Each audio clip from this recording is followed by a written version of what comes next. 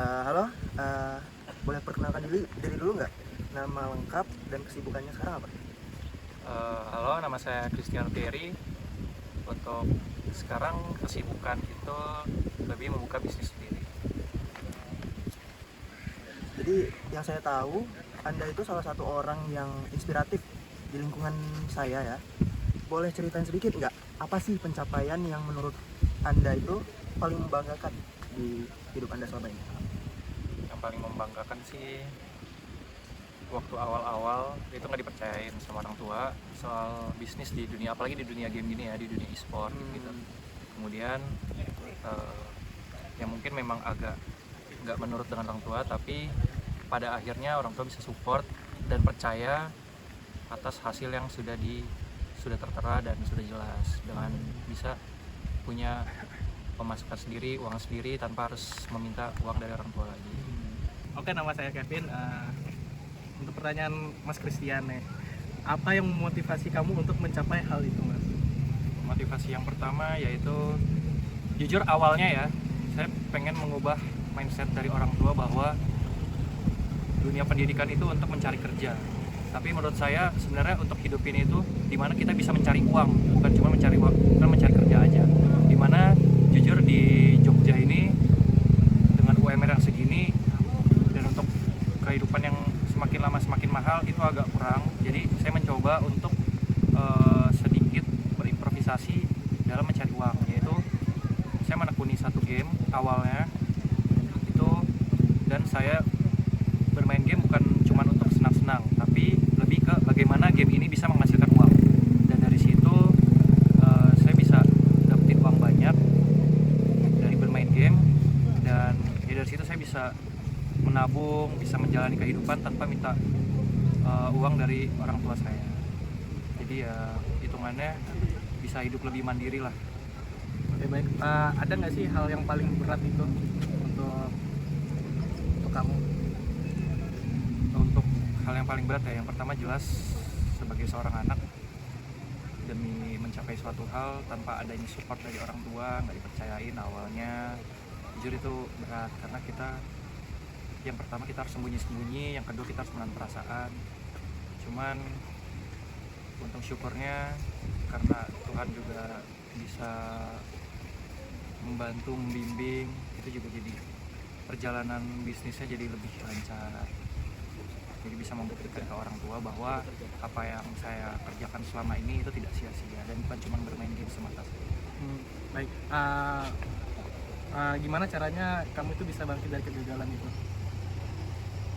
Untuk berhasil ya, agak sedikit keras kepala sih waktu itu, dan sempat ada perseteruan antara orang tua dan saya. Cuman kembali lagi, karena dari dulu saya bisa dibilang hampir cukup lama nggak tinggal bersama orang tua, jadi dimana saya dididik untuk lebih ke membuktikan saja daripada berbicara. Jadi ketika ada hasilnya saya baru kasih tahu ke orang tua saya, penghasilan saya itu dari sini, dan akhirnya itu membuka mindset mereka bahwa di dunia zaman sekarang itu, di era digital, di era yang sudah maju, apalagi dengan teknologi, itu segala sesuatu itu bisa menghasilkan uang. Jadi nggak segala sesuatunya cuma pendidikan, kita nyari kerja yang gitu-gitu aja, dan akhirnya tidak mencukupi. Jadi lebih ke motivasi bahwa saya nggak dipercaya nih, saatnya membuktikan aja biar mereka percaya, dan syukurnya akhirnya mereka percaya dan terbukti bahwa itu berhasil. Mas, pertanyaan selanjutnya, ada nggak sih tokoh yang menginspirasi Mas untuk sampai ke posisi saat ini gitu? Jujur sebenarnya itu ayah saya sendiri, dad saya, karena dulu dia juga sempat dari bawah banget, terus tiba-tiba sekarang menjadi orang yang bisa dibilang sangat berhasil ya, tanpa ada orang dalam atau segala macam. Dan meskipun dulu dia sempat melarang saya untuk melakukan hal ini, tapi pada akhirnya dia nge-support karena nasihat-nasihatnya segala macam itu rupanya untuk membangun karakter kita agar kita tidak ceroboh, dan jangan asal melakukan sesuatu tanpa berpikir panjang terlebih dahulu. Jadi dengan segala pikiran panjang, ide-ide segala macam itu saya ambil dari dia. Baik, selanjutnya apa kebiasaan atau rutinitas yang dilakuin maksudnya untuk sampai ke kesuksesan saat ini gitu? Untuk rutinitas sekarang ini ya mungkin lebih ke, bisa dibilang saya sebenarnya workaholic ya, dimana saya harus setiap hari tuh di mindset saya harus ada nih yang dihasilkan dari hari ini. Jadi paling rutinitas yaitu nyari-nyari job, melakukan job tersebut, kemudian ya paling seperti biasa ya makan tidur. Cuman untuk selebihnya saya lagi lebih mengurangi apa itu nongkrong, apa itu cuman kumpul-kumpul tapi tidak menghasilkan. Cuman sesekali boleh lah, karena untuk nge-refreshing kan kita capek kerja terus. Selanjutnya ada nggak sih buat apa tips-tips buat teman-teman yang mau kayak mas sukses gitu di usia muda gitu? Untuk tips and triknya ya mungkin jangan pantang menyerah sih, jangan terlalu memikirkan pendapat orang lain, karena pasti banyak di luar sana yang mereka bakal bilang kayak ngapain sih kayak begitu, mending kayak begini, lebih pasti. Cuman secara ini di Jogja ya kayak meskipun kita kerja itu kayak cuman digaji sekian itu lumayan agak berat menurut saya untuk makanan minuman yang di 2025 ini itu semakin lama semakin naik. Jadi kita sebagai anak-anak yang masih muda, jikalau bisa kita tahu keahlian kita itu di mana, keahlian kita itu apa, jangan menyerah untuk mengembangkan keahlian kita itu. Karena siapa sih di sini yang sebagai anak niat hidupnya itu beratin orang tua terus? Pasti enggak kan? Pasti kita sebagai anak apa nih yang bisa kita hasilkan untuk orang tua, apalagi apa sih yang bisa kita buat biar nggak beratin orang tua lagi. Baik, untuk pertanyaan selanjutnya ialah apa rencana atau target kamu ke depannya mau bagaimana?